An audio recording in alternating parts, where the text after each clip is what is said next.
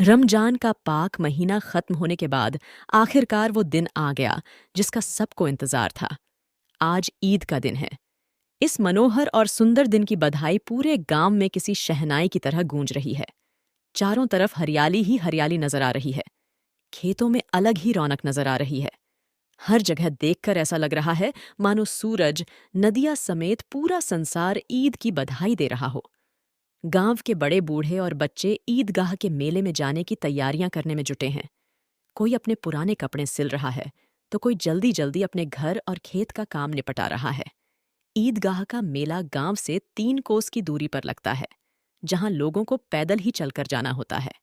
मेले से घर वापस आने में भी देर हो जाती है। ईदगाह में जाने को लेकर सबसे ज्यादा खुशी लड़कों में नजर आ रही है। भले ही किसी ने एक रोजा भी न रखा हो, लेकिन ईदगाह जाने की खुशी उनके चेहरे पर साफ है। पूरे महीने ये लड़के इस दिन का बेसब्री से इंतजार करते हैं। इन लड़कों को घर की परेशानियों से कोई वास्ता नहीं है। घर में सेवैयां बनाने के लिए दूध और शक्कर हो या न हो, इन्हें तो बस सेवैयां चाहिए। उन्हें नहीं मालूम कि उनके अब्बू गांव के चौधरी कायमली के घर भागते हुए जा रहे हैं, ताकि उनके घर में आज ईद के दिन चूल्हा जल सके और वो अपने बच्चों को सेवैयां खिला सकें। ये तो बस ईदगाह जाने की राह देख रहे हैं। एक तरफ बैठा महमूद अपने पैसे गिन रहा है। उसकी जेब से 12 पैसे निकले। महमूद के पास बैठे मोहसिन मियाँ भी अपने पैसे गिनने में लगे हुए हैं। 1, 2, 3, 8, 9, 15। मोहसिन खुशी से उछलकर पैसों को जेब में रखकर कहता है, इन्हीं अनगिनत पैसों से हम अनगिनत चीजें लाएंगे। मेले से ढेर सारे खिलौने, मिठाइयाँ और भी बहुत कुछ खरीद कर लाएंगे। गांव का गरीब बच्चा हामिद सबसे ज्यादा खुश है। हामिद 5 साल का एक दुबल पतला गरीब सूरत वाला लड़का है। हामिद के पिता पिछले ही साल हैजे से मर गए थे। उसकी माँ का शरीर भी पीला पड़ गया था, जिसके बाद वह भी इस दुनिया से चल बसी। गांव में यह किसी को नहीं पता था कि हामिद की अम्मी के शरीर का रंग पीला क्यों हुआ था। परिवार के नाम पर हामिद के पास एक बूढ़ी दादी थी, जिसका नाम था अमीना।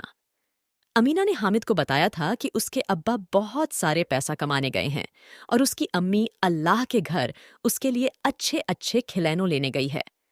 यह सब सोचकर और दादी की ऐसी बातें सुनकर हामिद बड़ा खुश रहता था।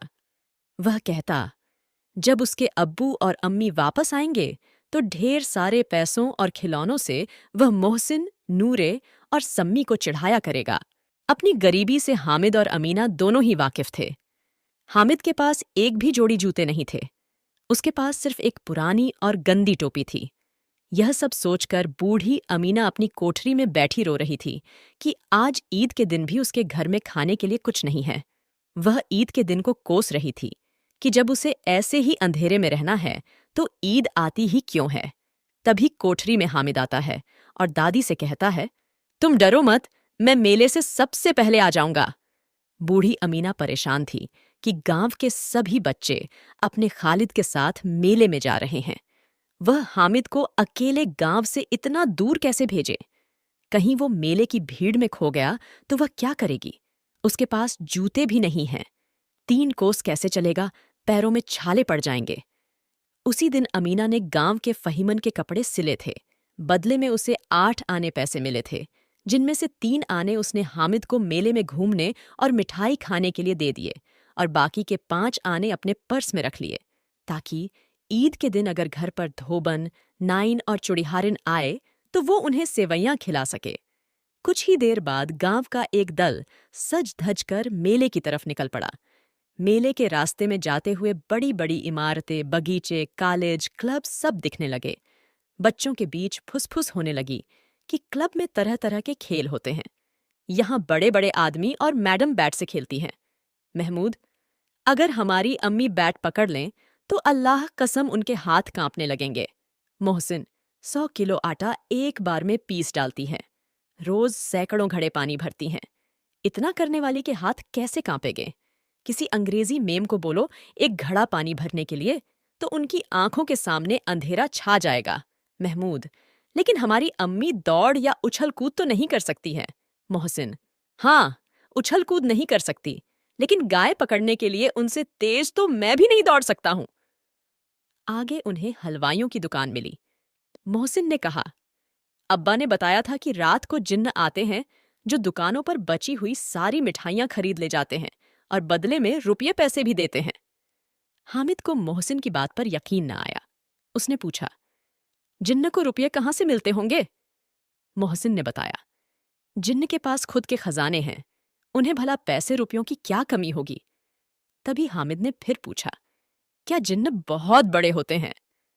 मोहसिन, हाँ, उनका सिर आसमान के जितना ऊंचा होता है, लेकिन अगर वो चाहे तो एक लौटे में भी घुसकर बैठ सकते हैं। हामिद, तो क्या जिन्न को खुश करने के लिए लोग कोई मंत्र फूंकते हैं? मुझे भी पता चले तो मैं भी एक जिन्न को खुश कर लूंगा। मोहसिन, मुझे यह तो नहीं पता, लेकिन सुना है चौधरी के पास कई जिन्न हैं। उसके जिन्न तो चोरों और चोरी हुई चीजों का भी नाम बता देते हैं। एक दिन जुमराती का बछवा खो गया था। 3 दिन बाद भी जब नहीं मिला तो वे चौधरी के पास गए। चौधरी ने फट से बता दिया कि उसका बछवा मवेशी खाने में है। थोड़ा आगे चलने पर पुलिस लाइन पहुंच गए। एक बच्चे ने कहा, यहां सब पुलिस वाले रहते हैं जो रात रात भर घूमकर घरों में चोरियां होने से रोकते हैं। यह बात सुनकर मोहसिन बोला, गलत कह रहे हो तुम। शहर के सारे चोर डाकू इन पुलिस वालों से मिले होते हैं।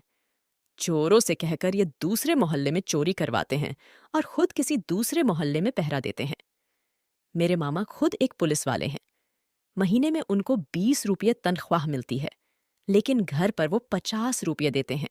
मैंने उनसे पूछा भी था कि इतने रुपये कहाँ से आते हैं, तो उन्होंने कहा कि अल्लाह देते हैं। वो चाहें तो एक दिन में लाखों भी कमा सकते हैं, लेकिन फिर बदनामी न हो इसलिए इतना ही लेते हैं।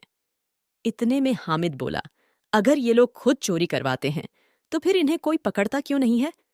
मोहसिन, अरे, इन्हें कौन पकड़ सकता है, क्योंकि पकड़ने का काम तो इनका खुद ही है, लेकिन अल्लाह भी इन्हें सजा देने में पीछे नहीं रहता है। मेरे मामा के घर में कुछ ही दिनों में आग लग गई। उनका सारा पैसा व सामान जलकर खाक हो गया। हामिद, क्या 150 से ज्यादा होते हैं? मोहसिन, 50 तो एक थैली जितना होता है, जबकि 100 तो 2 थैलियों से भी ज्यादा होता है। अब आगे उन्हें ईदगाह जा रहे लोगों की दूसरी टोलियां मिलने लगीं।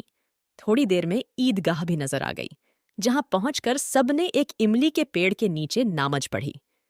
नमाज पढ़ने के बाद सबसे पहले लोग मिठाई और खिलौनों की दुकानों पर पहुंचे। हामिद को छोड़कर महमूद, मोहसिन, नूरे और सम्मी सभी एक एक पैसा देकर घोड़ों और ऊंटों पर बैठकर सवारी का आनंद लेने लगे। इसके बाद सभी खिलौने की दुकान पर गए। महमूद ने 2 पैसे का सिपाही खरीदा, जिसने खाकी वर्दी और लाल पगड़ी पहनी थी। उसके कंधे पर बंदूक भी थी। मोहसिन ने भी 2 पैसे में पानी पिलाने वाली भिश्ती खरीदा। उसकी कमर झुकी हुई थी और उसके ऊपर पानी भरने वाला मशक रखा हुआ था। नूरे ने भी 2 पैसे में वकील खरीदा, जिसने काले और सफेद रंग का कपड़ा पहना था। उसके कपड़े की एक तरफ जेब में घड़ी, सुनहरी जंजीर और एक हाथ में कानून का पोथा था। वहीं हामिद सोच रहा था कि अगर ये खिलौने एक बार नीचे गिर जाए तो सब बर्बाद हो जाएगा। इसलिए उसने खिलौनों को खरीदने में दिलचस्पी नहीं दिखाई, लेकिन मन ही मन वह उन खिलौनों को हाथ में लेने के लिए उत्सुक हो रहा था। मोहसिन, मेरा भिश्ती हर रोज पानी पिलाएगा मुझे। महमूद, मेरा सिपाही मेरे घर की पहरेदारी करेगा। नूरे, मेरा वकील हर दिन नया मुकद्दमा लड़ेगा। सम्मी, मेरी धोबिन हर रोज कपड़े धोएगी। आगे बढ़ें तो मिठाइयां दिखी। यहां भी हामिद को छोड़कर किसी ने रेवड़ी खाई तो किसी ने गुलाब जामुन और किसी ने हलवा। हामिद बस ललचाई आंखों से सबको घूर रहा था। मोहसिन ने चिढ़ाते हुए कहा, हामिद, रेवड़ी खा लो, इसकी खुशबू बहुत अच्छी है। हामिद मोहसिन के पास जाता है और उसके सामने अपना हाथ फैलाता है। मोहसिन ने एक रेवड़ी निकाली और हामिद को दिखाते ही उसे खुद खा गया। यह देखकर महमूद, नूरे और सम्मी तालियां बजाकर हंसने लगे। तभी महमूद कहता है, हम तुम्हें गुलाब जामुन खिलाएंगे। मोहमिन तो शरारती है।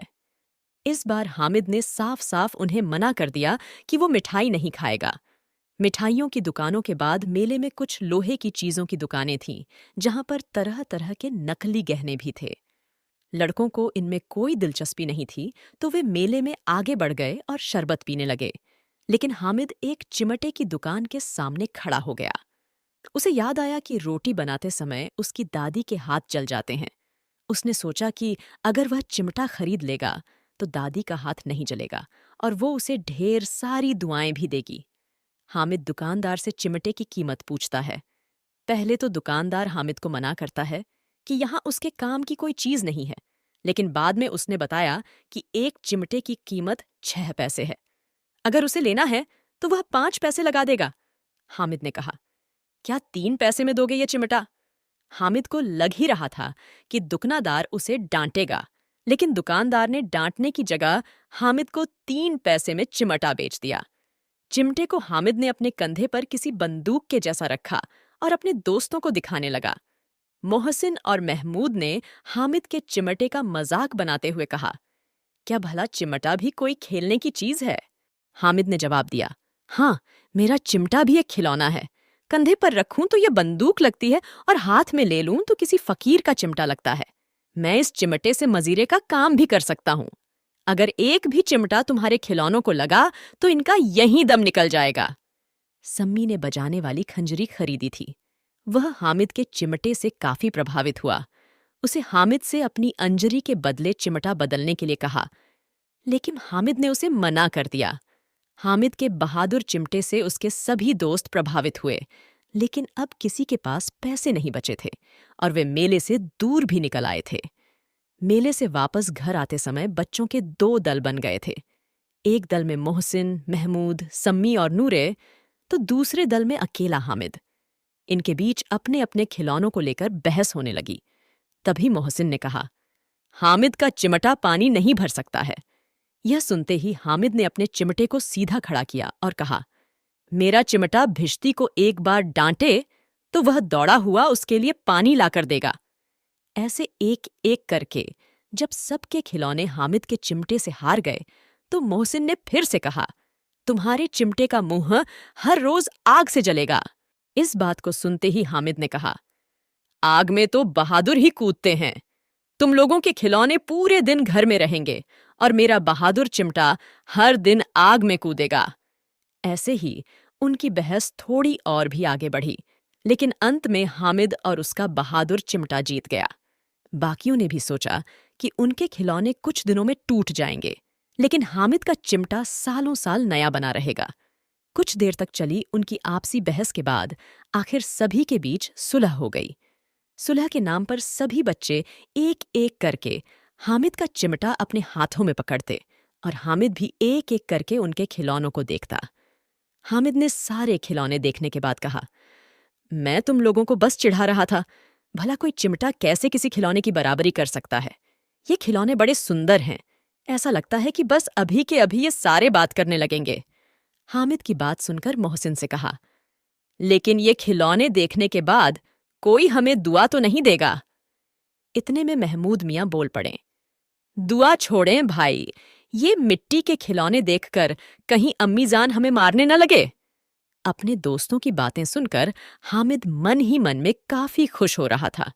उसे यकीन था कि उसका चिमटा देखकर उसकी दादी बहुत खुश होगी और उसे दुआएं देगी। थोड़ा आगे जाने पर महमूद को भूख लगी तो उसने खाने के लिए अपने अब्बा से केले लिए। इस बार उसने हामिद को भी केला खाने के लिए दिया। ये केला हामिद को उसके चिमटे की वजह से मिला था। दिन के 11 बजते बजते मेले का पूरा दल गांव वापस आ गया था। मोहसिन जैसे ही घर पहुंचा, उसकी छोटी बहन ने उसके हाथ से भिश्ती को छीन लिया। तभी उसकी बहन के हाथ से भिश्ती जमीन गिरा और उसके टुकड़े टुकड़े हो गए। इसके बाद दोनों भाई बहन खूब लड़े। ऊपर से अम्मी जान ने भी दोनों को 2-2 चांटे लगाए। दूसरी तरफ नूरे ने अपने वकील को घर में सजाने का नया इंतजाम किया। वकील जैसे लोग अब जमीन पर तो बैठ नहीं सकते थे, इसीलिए नूरे ने दीवार में खूंटियां लगाई। फिर उस पर लकड़ी का पटरा रखा। पटरे पर कागज के पन्नों से कालीन बिछाया गया। फिर कहीं जाकर उसके ऊपर वकील साहब को बिठाया गया।